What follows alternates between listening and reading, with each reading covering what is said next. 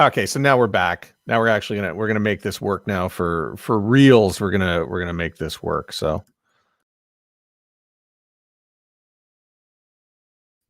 there's one, there's two. How Hey, are you? man. How are you? I'm good. You like the lettuce? I really do, actually. How do you grow it like that? You look like me when I was like a teenager.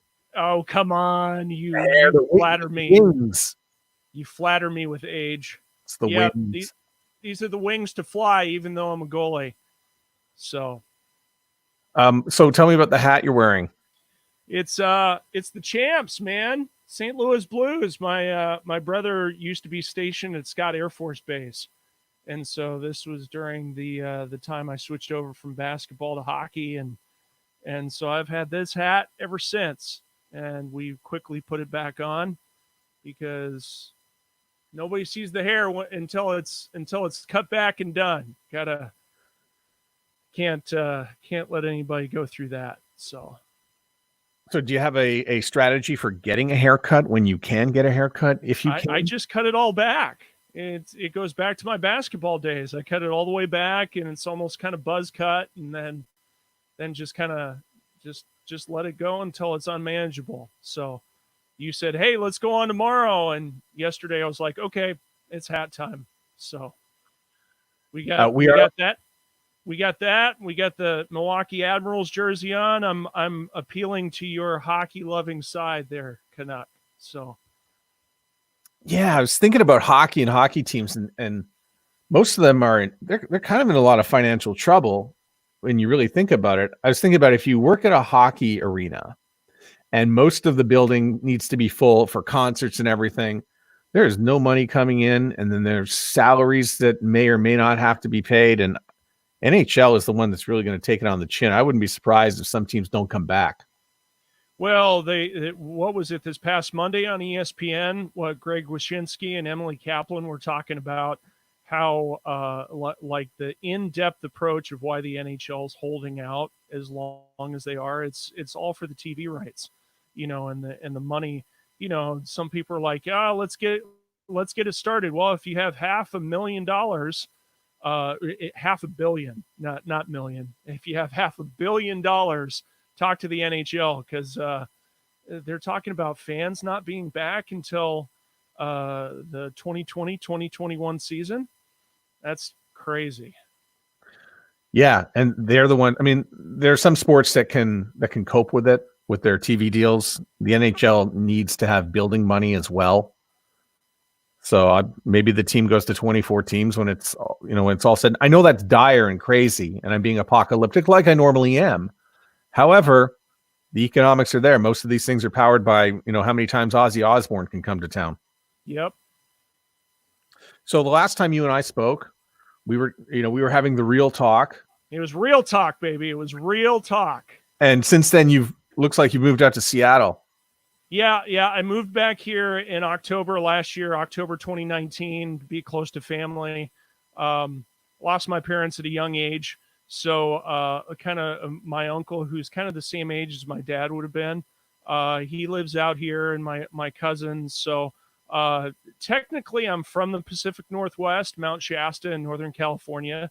So Seattle, it's a little bit less friendly, a little bit more rainy, but there's still some enduring qualities. I mean, as you know, we've talked a lot about, Canadian versus U.S. culture, and I love being close to the border and being close to Vancouver. And I moved back here when I was laid off from 101.9 The Mix in Chicago, and no other station was really hiring at that point. And it's all gone downhill for lots of radio folks, especially during the pandemic. I moved back here, 2,400 miles in 4 days, and moved back to be close to family, be close to a support system, and work for a local junior hockey team before NHL Seattle gets here. We're just talking about that station 101.9 The Mix. Sometimes I have a little recall trouble on who's doing what and who owns it. That's owned by Hubbard, I want to say. That's Hubbard, who just did a bunch of massive cuts across the country, including two people on that morning show. Mm-hmm. I think it was a producer and a social media person who were let go. But in this era where there's no advertising money coming in, I mean, there's just a few businesses. I mean, primarily entertainment. We were just talking about hockey, but for those who don't know, the radio business, if when you get into a recession or you get into what we're into now, all of it disappears. It's not some of it disappears; it all disappears. Mm-hmm. Up to 90% sometimes, and you can sort of tell when you watch the television that the piano plays and then the sad voiceover comes on. We're going to get through this together, uncertain times, by whatever the product is. That's the same commercial everywhere. Mm-hmm. Yeah. Yeah. And it's been a tough go seeing friends of mine and competitors of mine being let go, and a lot of people can lament about that, but the real talk is, how did we get to that point in the first place before a pandemic, before the mass layoffs by somebody like iHeart, who voice tracks in a lot of different markets and whatnot. Well, when I saw it, and if I didn't feel underemployed before the pandemic, now it feels like an avalanche. So I thought, okay, I've had a little bit of a side passion ever since 2010 when I was up here in Seattle working for Warm 106.9. I thought, hey, it would be kind of cool, right, to do a new music show each week, talking about the latest songs being added to pop, rock, alternative stations. And I did that. Back in 2010, I started a show called New Music Now. But my format of choice has always been country music, and I love it. I've grown up with it. I got my old boots with holes in the soles sitting right beyond my computer there. Can't wait to get on a good sawdust dance floor and go take a good two-step. So I focused the show in, and on tax day this year, I decided to reboot the show, and Country Air Check Weekly and also Ramp radio and music professionals had me on their little write-ups, their little daily and weekly write-ups about giving the show out for free during this COVID pandemic, because I know programmers out there are looking for weekend programming. So. By the way, the comments field, which is just running right now, somebody has actually said that they have received a Nielsen ratings diary in the mail, and they're going to start filling it out. That's Lorna, who's up in Maine, has just made that comment. I think that's Do how it. I Tell them what you want. Fill it out. Yep. You fill that out and you draw the lines into what you listen to. That's exciting stuff. Mm-hmm. So that's how we still count radio is with a diary and writing it down. Even though you're not allowed to go in there and say write it down, write it down. Right. Unless you're an independent show like mine. So yeah, it was. By the way, the first time I heard you was US 99. Really? Great station. Yep.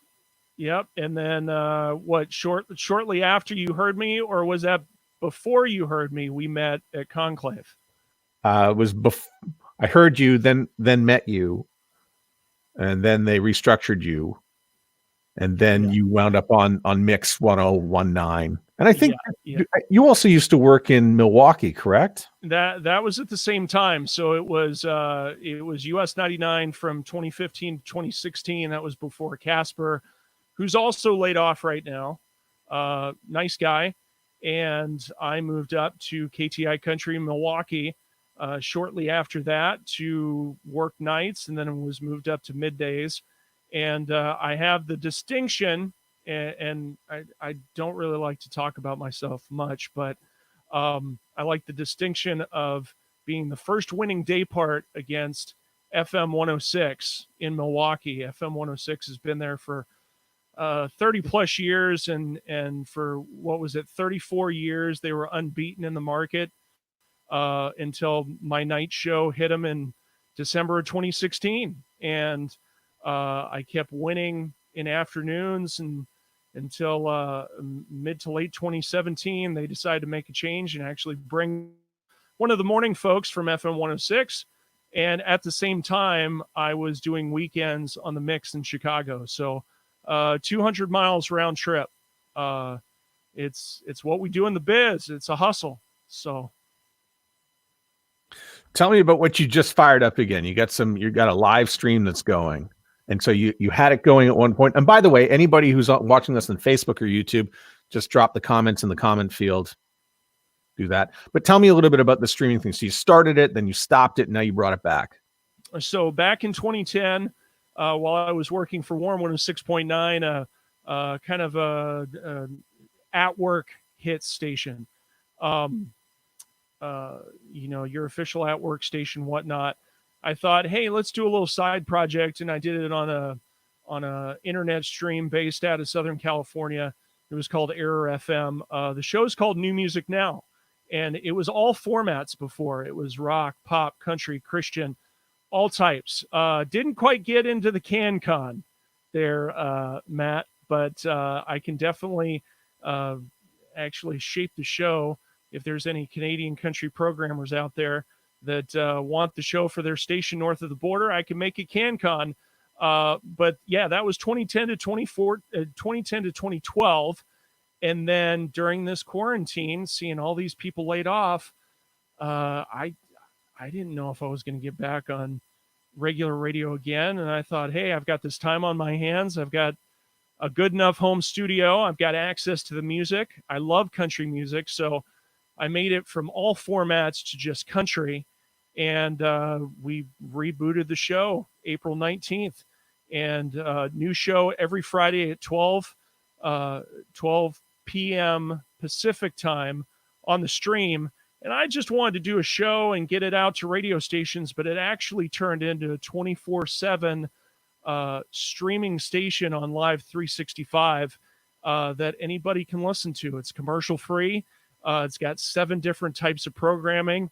I kind of went off the rails a little bit over the last 2 weeks and turned it from a 1-hour new music show that plays 17 or 18 songs, and we talk about the songs and what the artists are doing now, and that has turned into a streaming station, and those shows are available to any station or stream for free during this coronavirus pandemic. It's either a commercial-free hour or a show with 3 different segments that allow for like 12 minutes of local programming. So it's pretty cool. I dropped the link to the station inside the comments field in Facebook, so anybody can sort of hook in through that and give it a sample. I don't know anything about streaming, to be honest with you, other than I really hope people stream my radio station if I'm running one, or your station as you're running one. So tell me a little bit about the metrics of the whole thing and how you count this is good, this is bad, because I'm sure you can see all sorts of stuff about what songs work and what doesn't work. Well, there's two different main resources that I use for the show. The main one is through Country Air Check Weekly and the media-based charts. So every week they come out on Monday with the ads chart, which shows the most popular country songs added to stations across North America. And I would say it's across the world, because with country music, it's very North American centric, right? So when you have stations in let's say Britain, and Britain's really picked up the pace as far as country music over the years with the C2C festivals and whatnot. Europe's really kind of following suit, being like, hey, this country and Western thing is kind of a cool thing, right? So the two resources are Country Air Check Weekly, the magazine, the website, countryaircheck.com, if you want to check it out. They've got archives, and it follows not only record labels and artists, but also country radio folks as well, like myself. So I check out the ads charts, and I take 7 out of the top 10 most added songs to country radio. And then I take the next 20 songs and I pick 8 songs from those, and then also added it into the mix for familiarity, because it can't just be a show with just brand new artists that nobody's heard of. We take the number 1 song, we take the most popular song, so the top recurrent song, and we also take, gosh, I'm trying to think of the categories right here because I don't have them in front of me. But we take the number one song in the country. We take the most added song in the country. We take the song that was added 1 year ago this week, and the most popular. So and sometimes those are the same songs. We have a special segment on the show called New Music Now in the Bill Top 100. Regardless of format, we give a shout out to the top song. Last week it was The Weeknd and Blinding Lights. This week it's a Travis Scott collaboration, but it's just a little clip to just give you a taste. And we talk about one of the country songs in the Billboard Top 100. We have a featured artist of the week. Back on April 19th, we had Ashley McBride. Then, oh gosh, who was it? It was Ashley McBride. Then Brad Paisley on April 24th. Then Lady Antebellum this past week, that actually took their newest song from the hit NBC TV show Songland. And this week, I'll actually tell you, it's going to be Brett Young, who came out with the most added song in country radio across North America. So you're finding that a lot of artists are also in the same predicament. They're sitting around. They can't play too many concerts, unless it's from their bedroom, but are willing to do interviews and collaborate and connect with you. Gosh, artists are going live all the time. I don't have necessarily a whole lot of artist interaction, but Robert Allen at Wise Brother Media, been able to team up with him to be artist audio, and to make listeners feel more connected to what's going on. We talk COVID, we talk about staying safe, we talk about charity efforts, but it's not the main focus of the show. People are getting that through the news every night anyway. So it's definitely an escape, but we don't want to be void and tone deaf with especially what's going on. Yeah, you mentioned Wise Brothers. Right, there's a name I haven't heard in a while. I used to barter my comedy with them. Yep, and so I was talking about the one resource before, the main resources for the show, but there's a lot of different ones that are used. My buddy Mikey Santos, he used to work for Benstown Imaging. He actually works for a top pop morning show in Melbourne, Australia. Right now, he does all their imaging and helps out on the show. So he created a pretty sweet imaging package that kind of ties it all together, makes it fun, makes it upbeat. So I was talking about countryaircheck.com before as one of my resources. The other resource is of course, the Billboard charts, the Billboard Hot 100, the Billboard Hot Country Songs chart, which not only counts airplay, but streaming and downloads as well. So, hopefully eventually the show evolves into a show with a lot of familiar artists and maybe a diamond in the rough where people people are free to submit their content all they want to the show. There's a phone number, there's an email address, Twitter, Facebook, Instagram, but hopefully the show can evolve into something where we have a special spotlight of an artist nobody's heard of, has been unsigned, and they can get some decent exposure. If you're just joining, this is Jonathan West. He used to work at US 99, then he was at Mix 1019 in Chicago, and then let go, moved out west. By the way, at one point I saw you doing race cars, and in what was that? Listen, there's things you do. First of all, you were in Winnipeg for the Heritage Classic. So that's right, 2016. Yeah, so you've got the hat on, you're a hockey guy. Your team is somewhere between St. Louis. You got the Admirals jersey on. The Golden Knights, I think, is your team at one point. They went to the finals and in Chicago and came up to Winnipeg. So you're a hockey guy through and through, but at the same time, here's all this country music, which I have to admit I don't understand. I should know more. I don't. And then here you are in a race pit, which I clearly do not understand. So what were you doing in a race pit?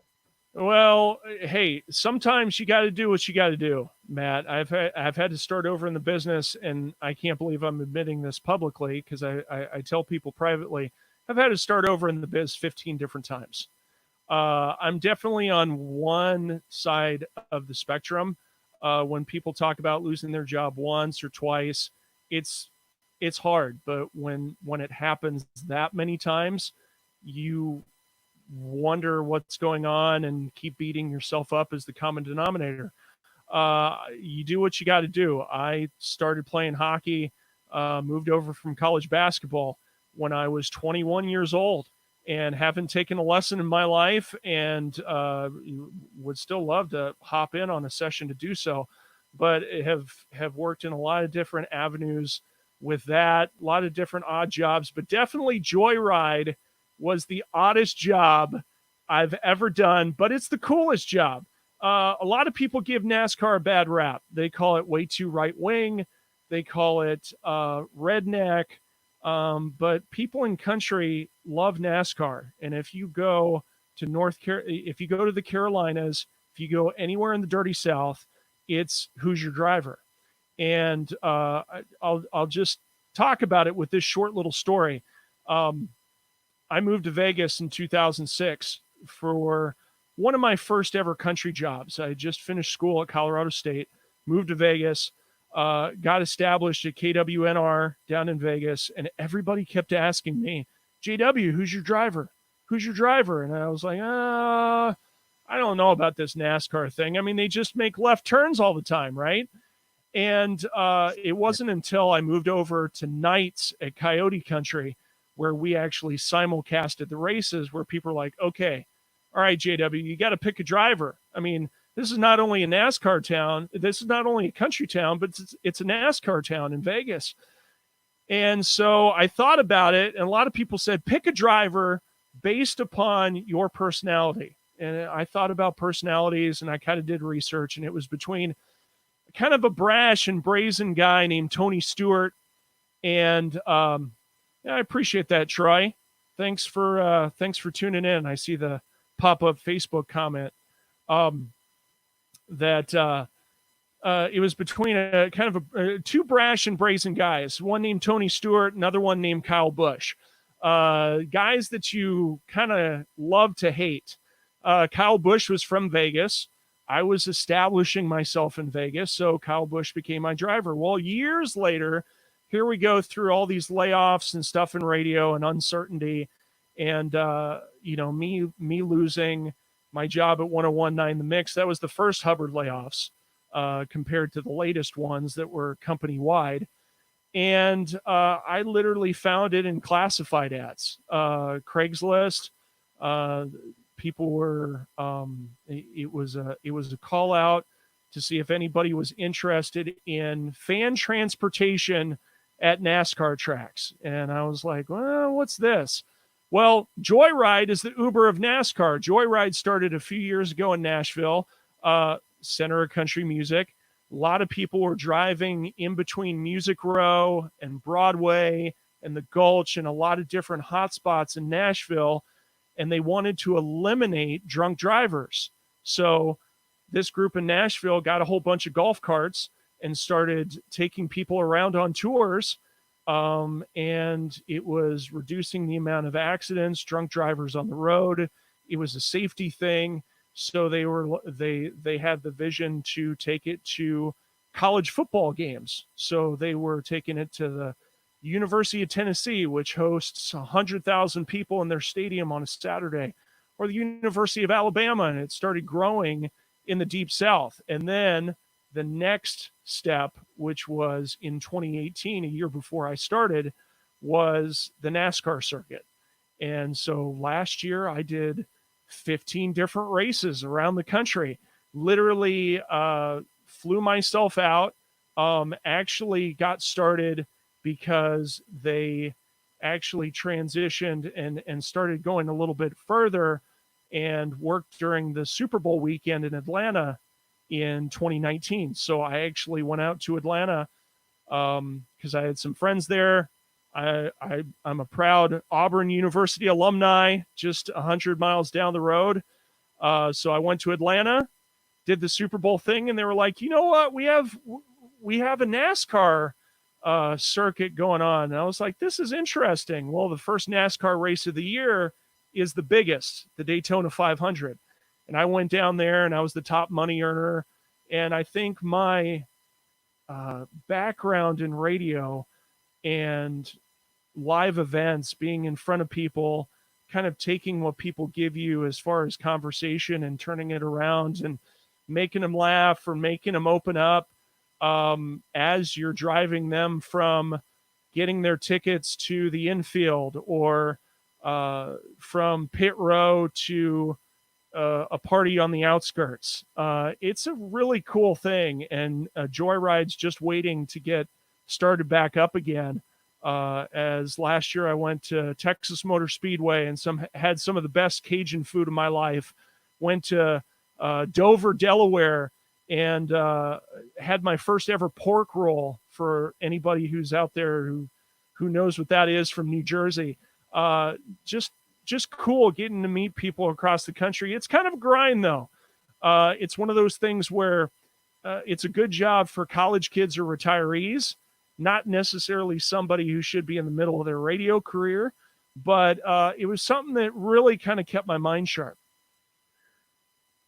One of the things that I really love about, getting together, I had Corey Dillon on about 2 weeks ago, and, it's really the story of resilience because, you're working, then you're laid off, and you're working, you're laid off. And it's what goes on in the in-between time that kind of fascinates me. And, she was doing work for the Arizona Coyotes, and you pick up this work that you just, I had somebody on a few weeks ago that was, all of a sudden working on a film all of a sudden. So I love the stories that you bring to this stuff when you talk about what's going on in between radio. And I'm really glad that you got got your live stream up and going again. And I'll try to get some connection points put into this stream so that if anybody who's seeing this and wants to bring your stream on to whatever they do, they can connect with you. Yeah, that's awesome. I mean, you can email the show anytime. It's newmusicnowlive@gmail.com. And new shows are available every Thursday for download. And I'm reading this comment by Nicholas. It's actually worked out pretty good, but it's the stories that you get at the track. They're kind of like the stories from Vegas. What happens in Vegas stays in Vegas. But anybody who is still either on the fence or a hard no on NASCAR, I say, if you've never been, go to a race weekend. Go to a Friday, Saturday, Sunday race weekend, or at least a Saturday, Sunday to check it out. Because that's the biggest stigma that's declined crowds over the years. That's it's life, and I you can't script it. So sometimes again, it's a mixture of what you got to do versus what shows up. You'd be horrified to know that I went to Vegas for the first time a few weeks ago. Nah, I ain't horrified. I mean, you're late to the party, but I ain't horrified.